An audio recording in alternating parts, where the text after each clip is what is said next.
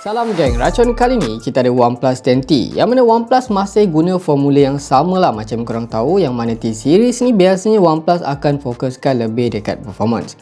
That's why kan model yang ada dekat tangan saya sekarang ni dikuasakan dengan chip Qualcomm Snapdragon 8 Plus Gen 1 which is upgrade version Snapdragon 8 Gen 1 yang biasa tu. Bukan tu je tau, OnePlus 10T ni juga dibekalkan dengan pengecasan paling pantas yang OnePlus pernah hasilkan setakat ni.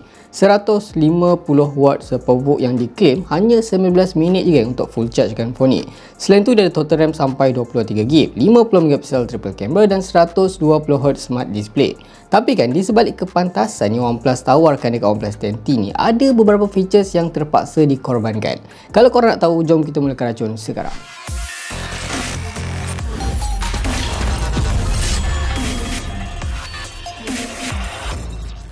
Untuk rekaan sekali pandang, kita nampak kalau OnePlus 10T masih berkongsi DNA yang sama macam version OnePlus 10 Pro versi yang Pro tu. Dia punya sharp camera, body kaca, logo OnePlus dekat tengah yang agak besar. Tapi actually, kalau korang perhatikan betul-betul, ada beberapa benda yang agak berbeza tau. OnePlus 10T ni dia tak ada branding Hasselblad dekat kamera. Dan kalau korang tengok kan, kamera OnePlus 10T ni actually dia bergabung sekali dengan body, dia tertanam sekali dengan body macam design guna pakai dekat Oppo Find X3 Pro, Infinix Zero 5G. Design katanya dipanggil burdenless unibody design. Cara diwarna modul kamera tu kan membuatkan nampak macam modul kamera tu dia separate dari body. Memang sangat bijak lah cara macam ni. Macam biasa, keempat lens dia ni agak besar tapi tak simetri. Lens dua dari kanan lebih besar sedikit daripada lens kiri lah kalau korang perhatikan betul-betul.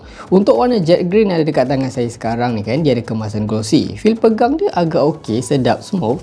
Cuma saya kurang suka dengan glossy ni, dia jenis yang fingerprint magnet tau. Untuk frame dari bahan plastik, sisi kanan ada volume rocker, sisi kiri ada power button. Dekat atas frame dia ni jenis flat, just ada lubang mic dan juga lubang untuk kegunaan speaker. Bahagian bawah ada SIM tray, mic, port USB-C dan juga stereo speaker. Kalau korang ni OnePlus user, mesti korang perasan kan, butang slider ikonik dari zaman OnePlus dulu dah tak ada, diorang dah buang. Reason diorang buat macam ni katanya sebab memerlukan space ekstra lah untuk bubuh kapasiti bateri yang besar, high voltage charging dan juga better antena signal. Apa komen korang? Kalau lah ada button tu kan, korang pakai ke tidak? Selain OnePlus buang LED slider dekat OnePlus 10T ni, kotaknya kali ni pun lebih kecil tau. Dia tak memanjang macam previous model. Walaupun kotak dia kecil, yang bagus je geng, adapter masih tersedia dalam kotak. Even dia support 150W pengecasan, tapi adapter yang dia kasih dalam kotak ni kan 160W. Part ni boleh puji, memang boleh kata OnePlus ni agak pemurah kali ni. Beralih ke bahagian skrin, OnePlus 10T ni ada skrin yang bagi saya sedap mata memandang, standard flagship grade. Skrin cukup terang, cantik, sharp dan dia punya skrin ni kan jenis panel flat tau, dia bukan curve. Refresh rate support 120Hz jenis adaptif dengan touch sample rate sekitar 720Hz. Wideband L1 pun ada, korang boleh streamkan dengan HD dekat Netflix. Spek dia ni boleh kata saya cukup rasa lah baik untuk korang buat task kerja harian ataupun korang nak buat untuk gaming. Dia punya bezel screen dekat sini dagu boleh kata agak minimal, cantik dipandang.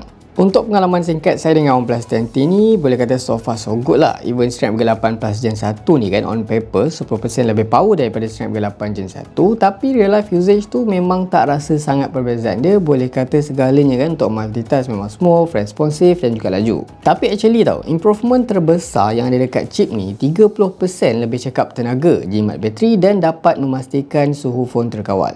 Saya perasan memang ada perubahan tau dekat suhu phone ni kan kalau kita comparekan dengan Snapdragon 8 Gen 1 yang ada dekat OnePlus 10 Pro. Digabungkan pula dengan teknologi cooling terbaru OnePlus yang katanya ternipis setakat ni. Saya try main Genshin Impact, max setting rata kanan plus saya enablekan juga 60fps. 30 minit gameplay, rata-rata suhu main range dalam 42 darjah Celsius. Max pun paling tinggi just boleh cecah 44 darjah Celsius. Dengan bateri drop sekitar dalam 13% lah untuk 30 minit gameplay ni kan. Cuma dari segi frame rate tu masih sama macam before ni, still tak dapat maintain atas 60, dia main bawah 60fps. Even saya dah onkan Pro Gamer Mode dekat performance setting dan juga high performance setting dalam setting bateri. Tapi at least dia tak ada stuck ataupun lagging masa korang tengah gaming tu. Boleh kata memang segalanya terasa sangat-sangat smooth. Kalau untuk game lain kan macam Apex Legends, PUBG Mobile, Call of Duty Mobile, Mobile Legends, memang tak ada hal performance tip-top, frame rate pun dia dapat bacaan yang sangat stabil. Unit yang ada dekat tangan saya sekarang ni varian yang paling tinggi lah 16GB RAM, yang mana korang boleh expandkan lagi 7GB RAM menggunakan virtual RAM dekat setting, menjadikan total RAM OnePlus 10T ni geng 23GB. Katanya dengan penggunaan RAM sebesar ni kan, 35 aplikasi boleh dibuka sekaligus dan kekal aktif di background tanpa masalah. Cuma lah kan, ada satu benda lah yang saya pelik dengan OnePlus 10T ni. Even ada RAM sampai 16GB, chip pun yang paling berkuasa, tapi bila saya try run Antutu Score version 9 ni kan, result tu boleh kata lagi rendah daripada yang saya dapat dekat Snapdragon 8 Gen 1. Untuk software dah pun menjalankan Android 12 dengan skin Oxygen 12.1. OnePlus juga menjanjikan 3 tahun major Android version update dan juga 4 tahun security update. Teknologi pengecasan terbaru OnePlus ni macam yang korang tahulah, tak dinafikan memang laju. Tapi nama je kan, bila saya nak sebut tu saya terasa macam terlebih panjang pula tau. 150W SuperVOOC Endurance Edition. OnePlus claim hanya berbekalkan 19 minit je untuk korang full chargekan OnePlus 10T ni. Untuk hasil ujian saya, daripada 5% sampailah full charge tu, saya dapat sekitar 24 minit. Okey, soalan lazim yang biasa kita dengar kalau ada phone yang provide pengecasan laju-laju ni kan, selamat ke? Yes, untuk memastikan kekal selamat bila charge tu kan, OnePlus menggunakan beberapa siri teknologi seperti Battery Health Engine yang dapat memanjangkan jangka hayat dan juga mengekalkan kapasiti bateri. Selain tu, untuk memastikan pengecasan lebih pantas, efisien dan juga tak panas kan, OnePlus menawarkan 2 pump pengecasan berbanding normal device hanya pakai 1 pump pengecasan saja.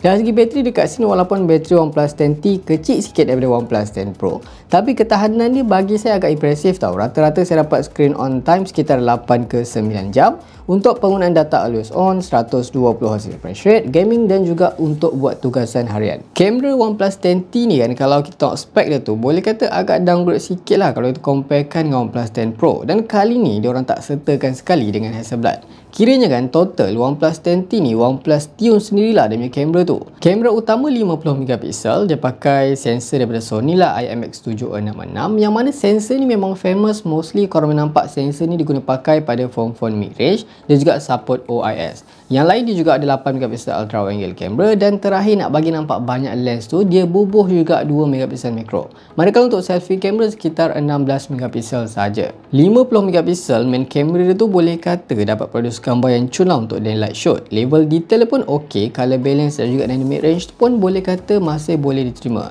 Selebihnya korang boleh nilaikan sendirilah hasil gambar dia macam mana.